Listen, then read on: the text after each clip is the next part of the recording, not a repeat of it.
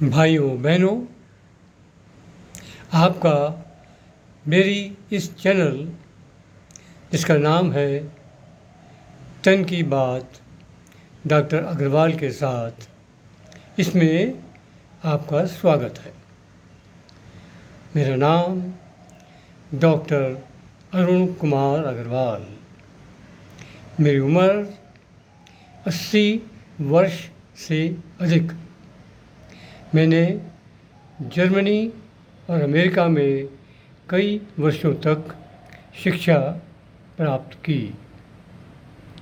पिछले 50 सालों में मैंने हज़ारों मरीज़ों का इलाज किया। इसमें से कई सौ मरीज़ ऐसे थे जिनको कॉन्स्टिपेशन, कब्ज़ की शिकायत थी।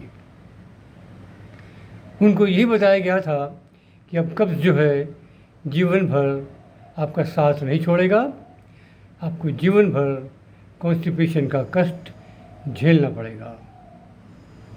इससे बहुत वो चिंताग्रस्त थे, लेकिन मैंने उनको बताया कि योग विज्ञान में निश्चित रूप से कॉन्स्टिपेशन का इलाज है और मैं आपको जो चिकित्सा लाभ के लिए आश्वस्त करता हूँ, एश्योर करता हूँ कि मैं आपको ठीक कर लूँगा।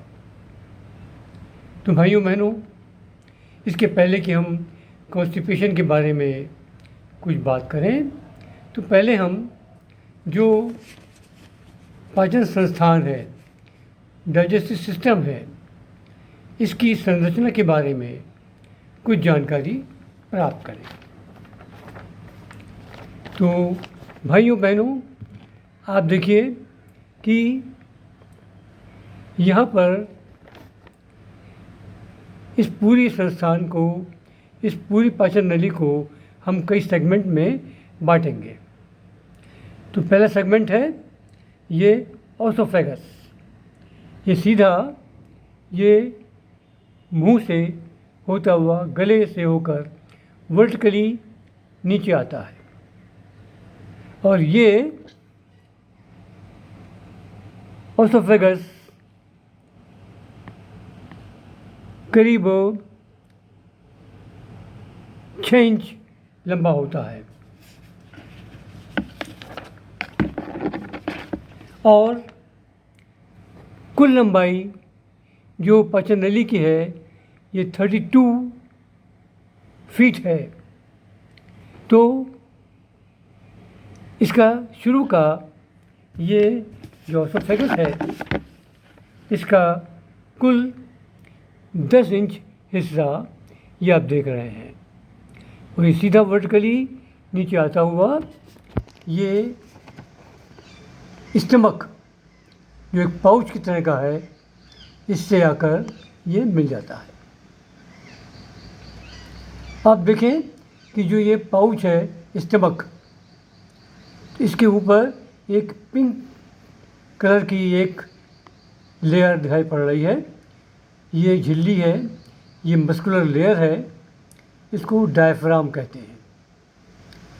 ये डायफ्राम पेट के निचले और ऊपरी हिस्से को डिवाइड करता है और डिवाइड ही नहीं, ये पूरा सील कर देता है। और सील करने से क्या होता है कि जब डायफ्राम नीचे आता है तो ये ऊपर के हिस्से को उसमें वैक्यूम पैदा कर देता है और वैक्यूम होने से जो हवा है ये मुंह और नाक के रास्ते से सीधे ये लंग्स में आती है और लंग्स हवा से भर जाता है।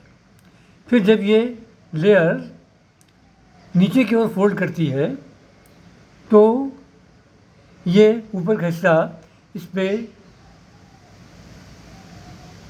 वैक्यूम से गैस भरी और जब ये फोल्ड होकर ऊपर गया तो प्रेशर पड़ा तो लंग्स प्रेशर से हवा को बाहर निकाल देता है। इस तरह से लगातार ये झिल्ली नीचे ऊपर जाया करती है और उससे वैक्यूम प्रेशर से लंग्स बराबर सांस लेते रहते हैं या हवा भरते रहते हैं, खाली होते रहते हैं। तो डायफ्राम इस तरह से सांस लेने में बहुत ही अहम भूमिका अदा करता है। अब आइए, ये जो चॉकलेटी कलर का ये पिंक दिखाई पड़ रहा है, ये है लीवर।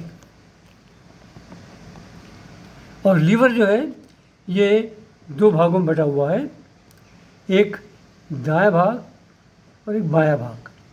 दायां भाग ये बाएं भाग से 6 गुना बड़ा होता है और पूरा लीवर करीब 1.5 kg का होता है। अब लीवर से देखें तो एक ये पाउच ये लटका दिखाई पड़ रहा है, ये है गॉल ब्लैडर। ये करीब 3 से 4 इंच, 3 इंच चौड़ा और 4 इंच लंबा होता है। अब इसी के बगल में एक और पाउच है, वो है पैंक्रियास। और पैंक्रियास जो है 6 से 9 इंच लंबा होता है, वो करीब 60 ग्राम का होता है। और पैंक्रियास में ही कुछ एरिया ऐसे होते हैं जो कि डायबिटीज़ को कंट्रोल करने के लिए पेनिसिलिन बनाते हैं। तो ये बड़ा अहम काम करता है। और इसी स्टमक के पास में स्प्लीन भी है, जो बॉडी की इम्यूनिटी को कंट्रोल करता है। अब इसके बाद में स्टमक से एक बहुत ही संकुचित एरिया आता है, इसे कहते हैं पाइलोरिक कॉन्स्ट्रिक्शन। और यहाँ पर एक वाल्व होता है जिसको कहते हैं पाइलोरिक वाल्व, जो स्टमक से जो एसिडिटी है इसको इंटेस्टाइन में नहीं आने देता है, क्योंकि इंटेस्टाइन का माध्यम अल्कलाइन होता है और अल्कलाइन मीडियम में ही ये खाने को डाइजेस्ट करता है। अब ये पाइलोरिक कॉन्स्ट्रिक्शन से अब मटेरियल, खाद्य पदार्थ इंटेस्टाइन में आता है। अब जो इंटेस्टाइन है, ये स्मॉल इंटेस्टाइन दिखाई पड़ रही है, ये 3 हिस्सों में डिवाइड किया जा सकती है। एक है ड्यूडेनम, सबसे शुरू का हिस्सा, जो करीब 10 इंच लंबा होता है। फिर आता है ड्यूडेनम, थोड़ा आगे का हिस्सा, जो ये करीब 8 फीट लंबा होता है। और सबसे नीचे इलियम, जो करीब 12 फीट का होता है। और इंटेस्टाइन 1 इंच चौड़ी होती है। तो समझ लीजिए कि मेजर हिस्सा खाने का डाइजेस्ट इसी इंटेस्टाइन में, स्मॉल इंटेस्टाइन में ही होता है। ये बहुत महत्वपूर्ण काम करती है। अब इसके बाद में स्मॉल इंटेस्टाइन से ये खाना, ये मटेरियल पदार्थ, ये जो एक वाल्व है, जो वाल्व दिखाई पड़ रहा है, ये इलियोसिकल वाल्व, ये इसके द्वारा जो मटेरियल है ये लार्ज इंटेस्टाइन में आता है। इसको लार्ज इंटेस्टाइन इसलिए कहते हैं क्योंकि ये मोटाई में, चौड़ाई में स्मॉल इंटेस्टाइन से ज़्यादा मोटी होती है, चौड़ी होती है। तो ये लार्ज इंटेस्टाइन करीब 5 से 6 फीट लंबी होती है। और लार्ज इंटेस्टाइन को भी 4 भागों में बांटा जा सकता है। ये 4 भाग हैं। एक तो जो ये इसका हिस्सा ऊपर जा रहा है वर्टिकली, ये पेट की दाईं भाग से ऊपर होता हुआ लीवर के पास तक पहुंचता है, ये असेंडिंग कॉलन। और जो दूसरा इसका आगे का भाग है, ये ट्रांसवर्स कॉलम, ये दाएं से बाएं की ओर ये चलता है। और इसके बाद में ये एक डिसेंडिंग कॉलोन जो कि वर्टिकली ऊपर से नीचे तक आता है। और चौथा हिस्सा जो है इसका सिग्मॉइड कॉलन कहलाता है, क्योंकि ये एस शेप्ड होता है। अब इसके बाद में लार्ज इंटेस्टाइन से एट राइट एंगल पर यह है रेक्टम। रेक्टम करीब 7 से 8 इंच लंबा होता है। अब इसके बाद में जो अगला हिस्सा है वो है इसका एनस का पार्ट। अब देखिए कि जो रेक्टम और एनस ये दिखाया जा रहा है इसमें, तो इसमें ये कुल रेक्टम जो है ये 7 से 8 इंच लंबा होता है। इसमें कई जगह इसमें वॉल्व होते हैं जो खाने को पीछे नहीं जाने देते। और यहाँ देखिए ये बहुत ही स्ट्रॉन्ग मसल्स हैं। ये मसल्स जो हैं इतनी स्ट्रॉन्ग हैं कि जो कि फोर्स के साथ में मल पदार्थ को आगे ठेल सकती हैं। और फिर ये सबसे आखिरी पार्ट है एनस, मल द्वार। इस तरह से आप अगर देखें तो ये पूरा पाचन संस्थान, पाचन नली, ये बहुत ही इफ़ेक्टिवली खाने को पचाने में और खाने को आगे बढ़ाने में बहुत ही भूमिका अदा करती है। अब पाचन नली ने कुछ विशेष प्रकार के अपने साधन बना रखे हैं, इस पर ध्यान देने की ज़रूरत है। तो क्या है कि पहले तो हम इस पूरे पाचन नली को अगर ट्रांसवर्स सेक्शन काटें, साइड से काटें, देखेंगे कि देखिए ये सब जो है ये इसमें ये म्यूकोसल सेल लाइनिंग है पूरी। ये म्यूकोसल सेल एक लुब्रिकेटिंग सॉल्यूशन चिपचिपा पदार्थ निकालती है जिससे कि खाना आगे सरक सकता है। और इनमें जो मसल्स हैं ये बराबर अपने एक ख़ास तरह का मूवमेंट करती हैं जिसको कहते हैं पेरिस्टाल्टिक मूवमेंट। ये खाने को आगे की ओर ठेलता है। और इसमें तरह तरह के इसमें बीच बीच में वाल्व होते हैं जो खाने को लगातार आगे बढ़ने देते हैं, पीछे जाने से इनको रोकते हैं। अब क्या होता है कि जबकि कंडीशन कॉन्स्टिपेशन की बनती है तो इसके कारण कई हैं। पहला कारण है कि हमारे खाने पीने का जो स्टाइल है इसमें कुछ कमी है।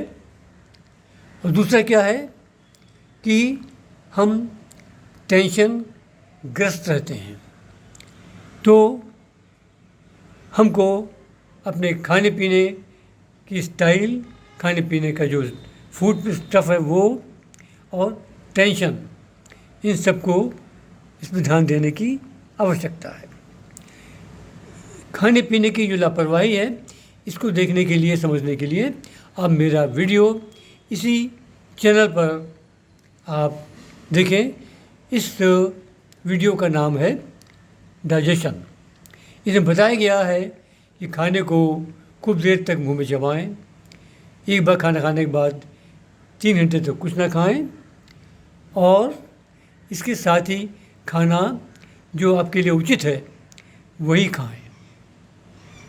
अगर ऐसा नहीं करते हैं तो जो आधा पचा खाना है वो स्टमक से इंटेस्टाइन में आता है, और इंटेस्टाइन में जो बहुत से बैक्टीरिया हैं बहुत तरह के टॉक्सिक पदार्थ बनाते हैं। ये टॉक्सिक पदार्थ जो हैं ये म्यूकोसल सेल लाइनिंग है इसको डैमेज करते हैं, और इसके बाद में ये और ज़्यादा जो सेल की लाइनिंग है उसको डैमेज करके अंदर ये जो मसल्स हैं इसे पहुंच जाते हैं। तो मसल्स को भी ये निष्क्रिय करते हैं, यानी इन मसल्स की जो कंट्रैक्ट करने की क्षमता है वो समाप्त हो जाती है। इसकी वजह से क्या होता है कि खाना आंतों में ही पड़ा रहता है, सड़ता रहता है, और सड़ने से जो बहुत तरह के टॉक्सिक पदार्थ बनते हैं ये पूरे शरीर में खून के साथ मिलकर हर एक अंगों को धीमे धीमे निष्क्रिय करते हैं, उनके सेल को डैमेज करते हैं, सेल्स मरने लगते हैं और वो ऑर्गन काम करना बंद कर देते हैं। इसकी वजह से बहुत तरह की समस्याएं होने लगती हैं। तो हमको ध्यान इस बात का भी देना है। दूसरा बहुत बड़ा कारण है टेंशन। अब हम लोग हमेशा चिंताग्रस्त रहते हैं, तो टेंशन दूर करने के लिए मेरा इसी चैनल पे एक वीडियो है, उसका नाम ही है टेंशन, इसको भी आप देखें। टेंशन को दूर करने के लिए हम क्या करें, इसके लिए इसी चैनल पर मेरा एक और वीडियो है, उसका नाम है स्ट्रेस। तो आप स्ट्रेस को भी कंट्रोल करें। तो इन सब चीज़ों को मिलाकर आप कॉन्स्टिपेशन को काफ़ी हद तक कंट्रोल कर सकते हैं। तो ये कारण तो 3 हो गए आपके, कि खाने में लापरवाही और टेंशन। इसके साथ ही कुछ दवाएं भी ऐसी होती हैं जिनके साइड इफ़ेक्ट होता है जो कॉन्स्टिपेशन पैदा करता है। अब कॉन्स्टिपेशन का इसकी लक्षण क्या हैं, तो सबसे बड़ा लक्षण तो यही है कि जो आपका स्टूल है, जो मल है, बहुत हार्ड हो जाता है। हार्ड होने से पूरी तरह से ये बाहर नहीं निकल पाता है, तो इसलिए बाउल सवेरे क्लियर नहीं हो पाता है। तो इसकी वजह से क्या होता है कि पेट में दर्द होता है, सर में दर्द होता है, पैरों में और शरीर के अनेक अंगों में दर्द के साथ साथ गैस बनती है और हम दिन भर बहुत ही ज़्यादा आलस महसूस करते हैं, कोई काम करने की इच्छा नहीं होती है। इस तरह से कॉन्स्टिपेशन का बहुत ज़्यादा असर बॉडी पर पड़ता है। तो अब क्या है, अब जो मरीज़ आते हैं तो उनकी मैं चिकित्सा के लिए 3 तरह की अलग अलग उपाय करता हूँ। पहला ये है कि उनके शरीर से अधिक जो मल पदार्थ है, जो टॉक्सिक पदार्थ है, इनको शरीर के बाहर निकालना। इसके लिए 3 क्रियाएं की जाती हैं कि इसमें एक तो जो है नेति, एक कुंजल और एक शंख प्रक्षालन। इन क्रियाओं को किसी योग गुरु के साथ में करें तो इस तरह से आपके अधिक से अधिक टॉक्सिक पदार्थ बाहर निकल जाएंगे। अब इसके बाद में अगला चरण आता है कि हम जो मल पदार्थ है इसको कैसे बाहर निकालें। तो इसके लिए एक है आयुर्वेदिक औषधि जिसको कहते हैं त्रिफला। आप त्रिफला रात को सोते वक्त 1 चम्मच गर्म पानी के साथ खाएं। ये इंटेस्टाइन के ऊपर के हिस्से में जो मल पदार्थ है इसको वो ढीला करेगा। और दूसरा है कि हम मलद्वार से भी एक तरह का कैप्सूल आता है जिसको कहते हैं बाइसेनोडिल। ये एक कंपनी है डुलसेफ्लेक्स, इसके द्वारा आता है ये। इसको आप मलद्वार से अंदर की तरफ डालें तो अंदर तक पहुंचा दें। तो इससे कुछ देर के बाद 10-15 मिनट के बाद में मलद्वार के पास का मल जो है थोड़ा सा ये ढीला पड़ जाएगा। तो इससे कॉन्स्टिपेशन में धीमे धीमे राहत महसूस होगी। अब कुछ योगासन है, इसके लिए सबसे अधिक कारगर है पवन मुक्त आसन, फिर भुजंगासन। खाने के बाद भी आप भुजंगासन में 10-15 मिनट बैठ सकते हैं। इससे गैस कम होगी, कॉन्स्टिपेशन में आपको लाभ होगा। फिर एक है पश्चिमोत्तानासन, फिर एक वज्रासन। इन सबों को आप योग गुरु के साथ में मिलकर करें। अब प्राणायाम आता है, नळिशोधन प्राणायाम, भस्त्रिका, भ्रामरी, कपालभाति। इसको भी योग गुरु के साथ मिलकर आप करें। फिर ध्यान क्रिया, जो मैंने बताया कि मेरे वीडियो में जो स्ट्रेस का वीडियो है इसको देखें, इसमें ध्यान क्रिया बताई गई है। ध्यान क्रिया करने से आपको कॉन्स्टिपेशन में बड़ा लाभ होगा। अब देखिए भाइयों बहनों, जो मैंने सब क्रिया बताई हैं, वैसे तो कॉन्स्टिपेशन असाध्य रोग है, लेकिन इसको आप मेरे साथ करें तो मैं 1 से 1.5 महीने में आपको 100% आपको लाभ पहुंचा सकता हूं, आपको कॉन्स्टिपेशन से मुक्त कर सकता हूं। तो भाइयों बहनों, आप मेरे इस वीडियो को सब्सक्राइब करें। इसके लिए आप नीचे दिए गए बेल आइकॉन को प्रेस करें। और जो ये कॉन्स्टिपेशन बहुत ही अत्यंत कष्टकारी और असाध्य रोग है, इससे आप मुक्ति पाएं। इसी शुभकामनाओं के साथ आपको प्रणाम।